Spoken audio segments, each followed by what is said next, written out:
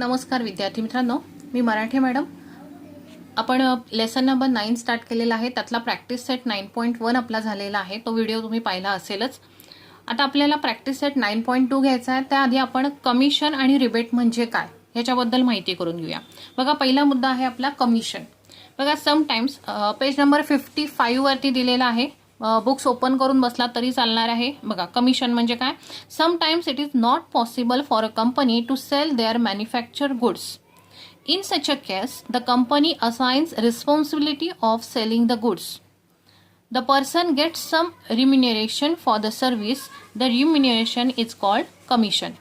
बघा, एखादी कंपनी जेव्हा त्याचा माल बनवते, वस्तू बनवते, त्यावेळेला प्रत्येक वेळेला तो तयार केलेला माल त्या कंपनीला हातोहात विकणं हे शक्य नसतं, पॉसिबल नसतं. पण त्यांनी बनवलेला माल मात्र वेळेवर विकला जाणं हे सुद्धा तेवढंच रिस्पॉन्सिबिलिटीज काम असतं. मग अशा वेळेला ती कंपनी एखादी व्यक्ती नेमते की जी जो काही माल बनवलेला आहे त्याचा सेल करण्यासाठी ती व्यक्ती त्यांना मदत करत असते. मग ही जी व्यक्ती आहे त्या व्यक्तीलाच आपण कमिशन एजंट असं म्हणतो.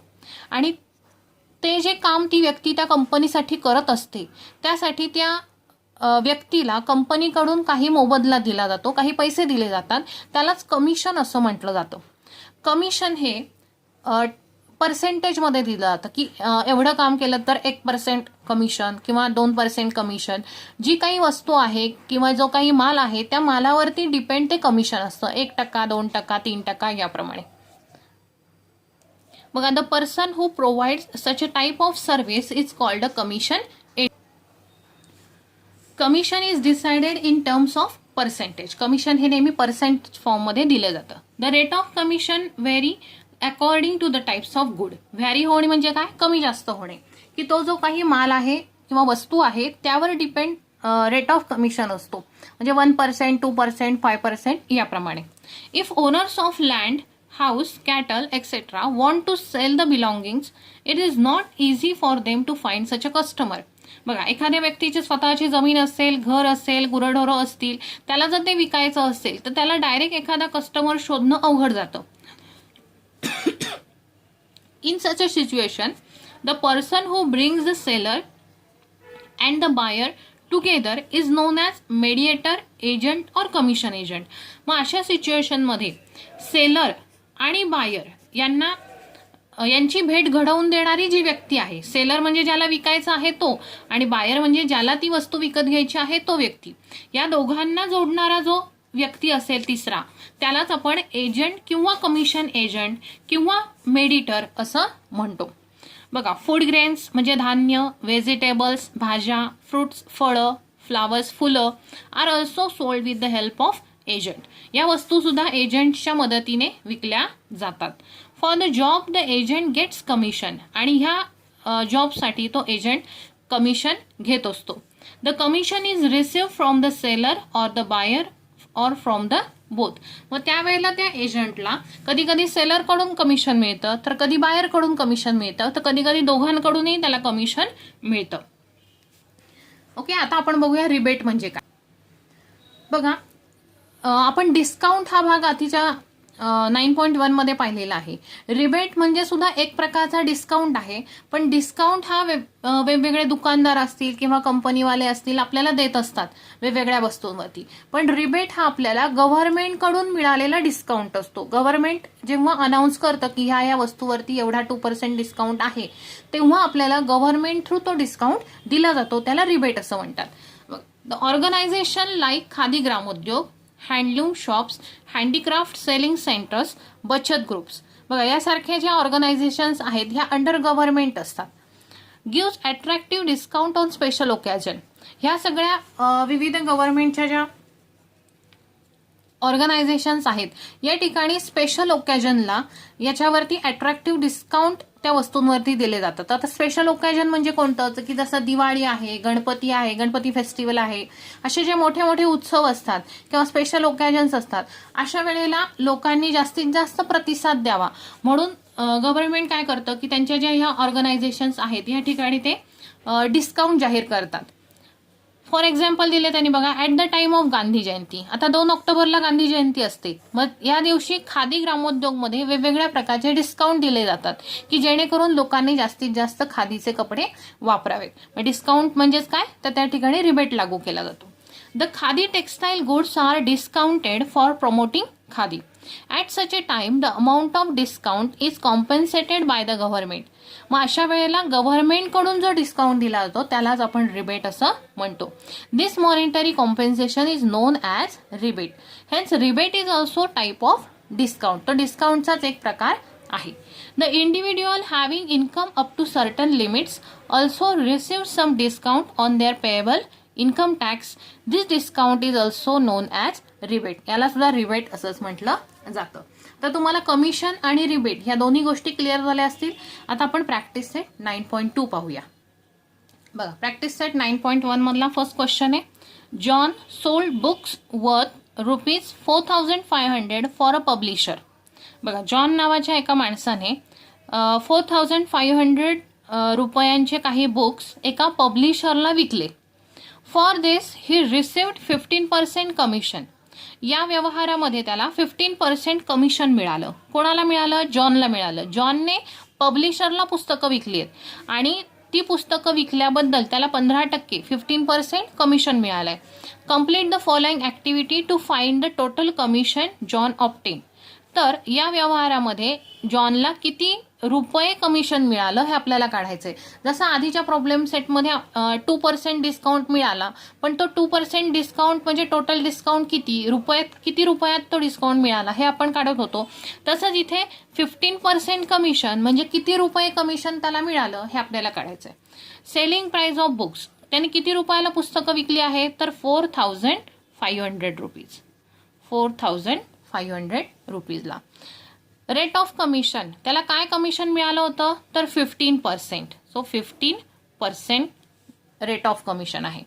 कमिशन ऑब्टेन, आता त्याला रुपयांमध्ये सांगायचं आहे आपल्याला की किती कमिशन त्याला मिळालं. मग इथे करायचं आहे बघा, 15% म्हणजे तिथे लिहायचं आहे 15/100. 15% हा फ्रॅक्शनमध्ये आपल्याला लिहायचा आहे 15/100. Multiply selling price of books किती आहे? तर 4,500. ते इथे लिहायचे आहे. आता हे सॉल्व्ह केलं तर 2 ला 2 0 कट होतील. राहिले काय? 15 × 45. 15 × 45 यांचं मल्टिप्लिकेशन इथे येईल बघा. 15 5 जा 75, शी 5 7 कॅरी होतील. 15 4 जा 60, 60 + 7 67. 675 रुपीज एवढं कमिशन जॉनला पुस्तकं विकल्यानंतर मिळणार आहे. Okay, then we turn to question number 2. Question number 2 दिलेला आहे. Rafiq sold flowers worth ₹15,000. रफिकने 15,000 रुपयांची फुलं विकलेली आहेत by giving 4% commission to the agent. त्याने या व्यवहारामध्ये 4% कमिशन एजंटला दिलेलं आहे. Find the commission he paid, तर त्याने किती रुपये कमिशन दिलं आहे ते आपल्याला काढायचं आहे. Find the amount received by Rafiq, आणि या व्यवहारामध्ये रफिकला किती पैसे मिळाले तेही आपल्याला काढायचं आहे. बघा, आपण लिहून घेऊया आधी. Selling price of flower. Selling price of flower. रफिकने किती रुपयांना फुलं विकलेली आहेत? तर 15,000 रुपीज. सो फ्लावरची सेलिंग प्राइस आहे 15,000 rupees. Then rate of commission, त्याने फुलं डायरेक्टली विकली का? नाही, कमिशन थ्रू विकली, एजंट थ्रू विकली. सो त्याने किती कमिशन दिलं? तर rate of commission 4%. 4% rate of कमिशनने त्याने फुलं विकलेली आहेत. आता आपल्याला काढायचं आहे find the commission he paid, तर त्याने किती रुपये कमिशन दिलं? 4% म्हणजे किती रुपये त्याने दिलं? मग ते काढण्यासाठी आपण इथे लिहूया कमिशन इज इक्वल टू, बघा जसं आपण डिस्काउंट काढण्यासाठी फॉर्म्युला यूज केला होता, selling price multiply percentage of discount, त्याच पद्धतीने आपल्याला इथे कमिशन काढायचं आहे. कमिशनसाठी सुद्धा फॉर्म्युला आहे selling price multiply percentage of commission. Percentage of commission. इथे डिस्काउंट आपण काढत असू तर इथे डिस्काउंट हा शब्द येईल, पर्सेंटेज ऑफ डिस्काउंट, आणि इथे डिस्काउंट येईल. कमिशन काढत असू तर फक्त इथला शब्द बदलायचा आहे, फॉर्म्युला तोच आहे. Commission is equal to selling price multiply percentage of commission. बघा सेलिंग प्राइस काय होती तर 15,000 मल्टिप्लाय पर्सेंटेज ऑफ कमिशन किती आहे 4%. सो आता हे सॉल्व्ह करायचं आपल्याला. 15,000 मल्टिप्लाय 4% फ्रॅक्शन मध्ये लिहायचं आहे 4/100. सो 20 कॅन्सल झाले. 150 मल्टिप्लाय बाय 4. 400 15 4 60. 600 रुपीज काय दिलेलं आहे त्याने कमिशन दिलेलं आहे. देन आपल्याला पुढे काय विचारलंय बघा, find the amount received by Rafiq. आता रफिकने फुलं 15,000 रुपीजला फुलं सोल्ड केलेली आहेत, विकलेली आहेत, पण त्याने याच अमाऊंट मधून 4% कमिशन दिलंय. बरोबर, फुलं विकली गेल्यानंतर तो कमिशन देणार एजंटला, म्हणून आपल्याला 15,000 मधून कमिशन मायनस करावं लागेल आणि उरलेली रक्कम रफिकला मिळणार आहे. सो आपण काढूया अमाऊंट रिसिव्ड टू रफिक. रफिकला मिळालेली amount is equal to selling price, फ्लावरची सेलिंग प्राइस मायनस कमिशन, त्याने दिलेलं कमिशन त्याला त्याच्यातून मायनस करावं लागेल. So 15,000 minus 600. 15,000 मधून 600 मायनस करायचे आहेत. बघा इथे आपण सबट्रॅक्शन करूया. 15,000 मायनस 600 0 इथं 0तून 6 जाणार नाही, सो 1 कॅरी करायचा आहे. 10 मायनस 6 4. त्यांचा रिटर्न दिला 4 as it is 4, 1 as it is 1. 14,400 rupees एवढे पैसे रफिकला त्या व्यवहारामध्ये मिळणार आहेत. बघा त्यानंतर क्वेश्चन 3 आहे. A farmer sold food grains for 9,200 rupees through an agent. बघा एका शेतकऱ्याने काही धान्य एका एजंट थ्रू 9,200 रुपीजला विकलेला आहे. The rate of commission was 2%. धान्य विकण्यासाठी एजंटनी त्याला मदत केली शेतकऱ्याला, सो शेतकऱ्याने एजंटला 2% कमिशन इथे दिलेलं आहे. How much amount did the agent get. तर या व्यवहारामध्ये एजंटला 2% कमिशन म्हणजे किती रुपये कमिशन मिळालेलं आहे ते काढायचंय. बघा सेम क्वेश्चन 2 सारखाच क्वेश्चन 3 सुद्धा आहे. इथे रफिकने फ्लावर सोल्ड केलेले होते with the help of agent. He gives 4% commission to the agent. त्या ठिकाणी आपण एजंटला मिळालेलं कमिशन काढलेलं आहे. त्याच पद्धतीने इथे एजंटला मिळणारं कमिशन काढायचं आहे. हा क्वेश्चन मी होमवर्कसाठी तुम्हाला देते. Same as it is question number 2 सारखा आहे. Then we will turn the question number 4. बघा क्वेश्चन नंबर 4 आहे. Umatai purchase following items from a Khadi Bhandar. उमाताईंने खाली दिलेल्या काही वस्तू खादी भांडारमधून विकत घेतलेल्या आहेत, परचेस केलेल्या आहेत. काय घेतलंय त्यांनी तर 3 सारीज फॉर 560 रुपीज इच. बघा 560 रुपीजची एक, याप्रमाणे त्यांनी 3 साड्या खरेदी केलेल्या आहेत. Then 6 bottles of honey for 90 rupees each.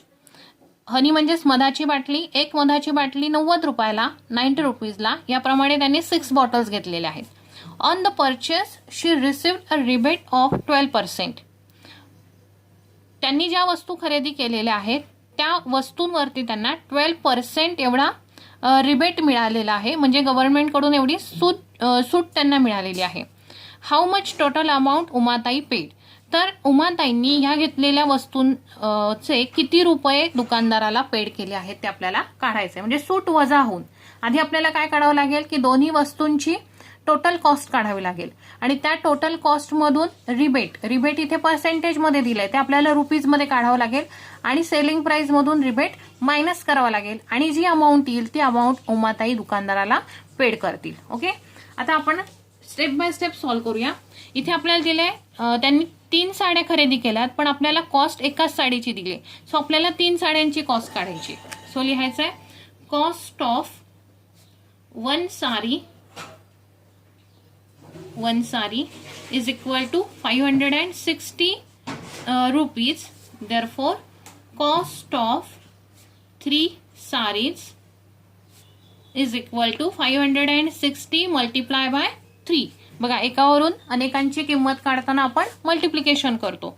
So 560 into 3 multiplication येईल इथे 1680 रुपीज. प्रत्येकाने मल्टिप्लिकेशन करून पाहायचं आहे. Then cost of one honey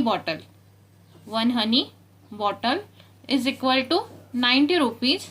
then cost of किती हनी बॉटल्स घेतल्यात 6 honey bottles is equal to इथे सुद्धा मल्टिप्लाय येईल 90 मल्टिप्लाय 6 540 रुपीज. एवढी 6 हनी बॉटल्सची कॉस्ट होईल. देन आता आपल्याला टोटल कॉस्ट आपण काढूया. Total cost is equal to 1680 plus 540. बघा ही अमाऊंट प्लस ही अमाऊंट आपल्याला करायची. ती येणार आहे 2220 रुपीज. 2220 रुपीज एवढ्या कॉस्टची त्यांनी खरेदी केलेली आहे. पण त्यांना या कॉस्टवरती रिबेट किती मिळालेला आहे तर 12% रिबेट मिळाला आहे. सो आपण लिहून घेऊया rate of rebate is equal to 12%. आता पुन्हा आपल्याला रिबेट रुपीज मध्ये काढायचं आहे. So rebate is equal to total cost. मग अशी आपण सेलिंग प्राइस इथे लिहिलं होतं. आता आपल्याला इथे टोटल कॉस्ट मिळालेली आहे. सो आपण इथे टोटल कॉस्ट यूज करायचं आहे. Total cost multiply by rate of rebate जे आपल्याला काढायचं असेल ते इथे लिहायचं. म्हणजे rate of commission, rate of discount. आता इथे आपल्याला रेट ऑफ रिबेट दिलेला आहे. So rate of rebate. मग टोटल कॉस्ट आहे 2220 मल्टिप्लाय रेट ऑफ रिबेट आहे 12% is equal to 2220 multiply 12% fraction मध्ये लिहायचं आहे 12/100. सो इथला 0 कॅन्सल होईल. आता इथे 222 मल्टिप्लाय बाय 12/10 आहे. आधी आपण यांचं मल्टिप्लिकेशन करून घेऊया. बघा 222 इंटू 12 डायरेक्ट 12 ने मल्टिप्लाय करू. 12 2 जा 24 शी 4 2 कॅरी होतील. 12 2 जा 24 प्लस 2 26 2 कॅरी होतील. 12 2 जा 24 प्लस 2 26 2664 अपॉन 10 आहेत. सो 10 ने डिव्हाइड केल्यानंतर काय येणार आहे 10 ने डिव्हाइड करायचं म्हणजे एक डिजिट सोडून पॉईंट द्यायचा आहे 266.4 रुपीज. ही कशाची हे काय आलेलं आहे तर रिबेट आलेलं आहे. म्हणजे त्यांना एवढी सूट ही जी टोटल कॉस्ट आहे ह्या टोटल कॉस्टवरती मिळालेली आहे. म्हणजे त्यांना एवढे रुपीज मायनस करून दुकानदाराला पैसे द्यावे लागतील. So total amount paid is equal to total cost minus rebate. Total cost होती 2220 मायनस रिबेट 266.4 आपल्याला करायचं आहे. बघा इथे सबट्रॅक्शन मी करून दाखवते. बरेच मुलं सबट्रॅक्शन चुकवतात. 20 मधून 266.4 बघा 0.4 इकडे ऍड करायचा नाही. तो डेसिमल पॉईंट नंतरची संख्या आहे ती इकडे लिहायची आणि इथे आपण 0.0 लिहिला तरी वरच्या संख्येत काही फरक पडत नाही. सो हे सबट्रॅक्ट करायचं आहे. 0तून 4 जाणार नाही. इकडे 1 घ्यायचं आहे 10 होतील. इकडे 10 होते. इकडे 1 दिला तो 9 झाले. सो इथे कट होऊन 1 येईल. So 10 minus 4 6. इथे 9 मायनस 6 3. इथे डॉट खाली डॉट द्यायचा आहे. इथे परत 1 मधून 6 जाणार नाही. सो इकडनं 1 कॅरी होईल. इथे 1 राहील. 11 मायनस 6 5. इथे परत 1 मधून 2 जात नाही. सो परत इथे 11 झाला. इथला कट झाला 1. 11 मायनस 2 9 आणि इथे 1 ॲज इट इज राहील. सो येईल 1953.6 रुपीज एवढे त्यांना दुकानदाराला पेड करावे लागतील. सो लास्ट आन्सर लिहा. उमाताई पेड 1000 इथे लिहूया आपण हवं तर Umatai paid amount 1953.6 rupees. Okay. Then आता लास्ट क्वेश्चन आहे आपला क्वेश्चन 5th आपण डायरेक्ट टेक्स्टबुक मध्ये बघूया. ऍक्टिव्हिटी बेस्ड क्वेश्चन आहे. Fill in the blanks type. use the given information and fill in the boxes with suitable numbers. Srimati Deepanjali purchased a house for 7,50,000 rupees from Srimati Leelaben through an agent. बघा, श्रीमती दीपांजली यांनी श्रीमती लीलाबेन यांच्याकडून 7,50,000 रुपीजमध्ये एक घर खरेदी केलेलं आहे. Agent has agent through त्यांचा हा व्यवहार झालेला आहे. Agent has charge 2% brokerage from both of them. त्या एजंटनी काय केलेलं आहे की दोघींकडून 2% ब्रोकरेज म्हणजेच कमिशन घेतलेलं आहे. की दीपांजलीकडून पण त्यांनी 2% कमिशन घेतलंय आणि लीलाबेनकडून सुद्धा 2% कमिशन त्याने घेतलेलं आहे. तर आता बघूया आपण पुढे काय ऍक्टिव्हिटी दिली आपल्याला. फर्स्ट दिले बघा, Shrimati Deepanjali paid dash dash brokerage for purchasing the house. तर दीपांजली यांनी ब्रोकरेज एजंटला किती ब्रोकरेज दिलेला आहे, तर त्यांनी किती रुपयाला घर घेतलंय, तर 7,50,000 ला. सो इथे येईल 7,50,000 रुपीज. हे 7,50,000 रुपीज. किती पर्सेंट ब्रोकरेज दिले त्यांनी, 2%. सो इथे येईल 2/100. सो इथला 0, इथले 2 0 कट झाले. काय राहिलेलं आहे इथे 7,500 मल्टिप्लाइड बाय 2 म्हणजे हे येणार आहे 15,000 रुपीज. एवढे पैसे त्यांनी काय दिलेले आहेत ब्रोकरेज म्हणून किंवा कमिशन म्हणून त्या एजंटला दिलेले आहेत. Then Shrimati Lilaben paid brokerage. आता लीलाबेनने सुद्धा 2% ब्रोकरेज दिलेलं आहे किंवा कमिशन दिलेलं आहे. सो मग त्यांनी किती रुपये दिले असतील, तर त्यांनी त्यांचं घर 7,50,000 मध्येच विकलेलं आहे आणि याच अमाऊंट वरती त्यांनी 2% ब्रोकरेज दिले. म्हणजे त्यांनी सुद्धा ब्रोकरेज अमाऊंट किती पेड केलेली आहे, तर 15,000 रुपीजच पेड केलेले आहेत. म्हणजे लीलाबेनकडून सुद्धा 15,000 मिळाले आणि दीपांजलीकडून सुद्धा 15,000 रुपीज त्याला मिळालेले आहेत. मग total brokerage received by the agent. मग एजंटला दोघींकडून मिळून किती ब्रोकरेज मिळालं, तर 15,000 प्लस 15,000 म्हणजे टोटल किती मिळतील त्याला 30,000 एवढं ब्रोकरेज त्याला मिळालेलं आहे. Then the total cost of house Shrimati Deepanjali paid.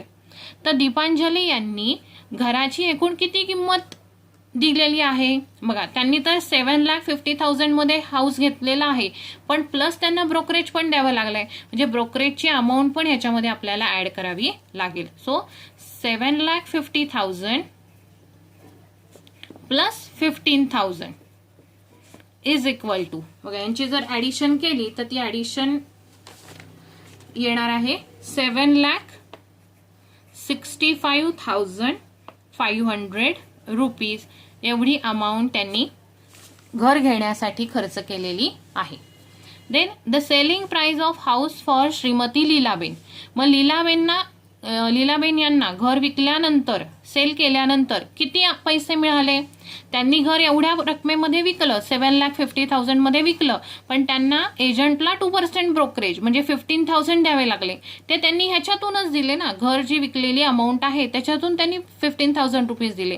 So ती अमाऊंट आपल्याला मायनस करावी लागेल आणि उरलेली अमाऊंट मग लीलाबेनला मिळालेली आहे. सो 7,50,000 मधून मायनस करायचे आहेत 15,000 रुपीज. सो मायनस केले 0 0 0. इथे 10 - 5 5 होतील. 1 त्यांचा रिटर्न दिला. 5 - 2 3 आणि 7 ॲज इट इज.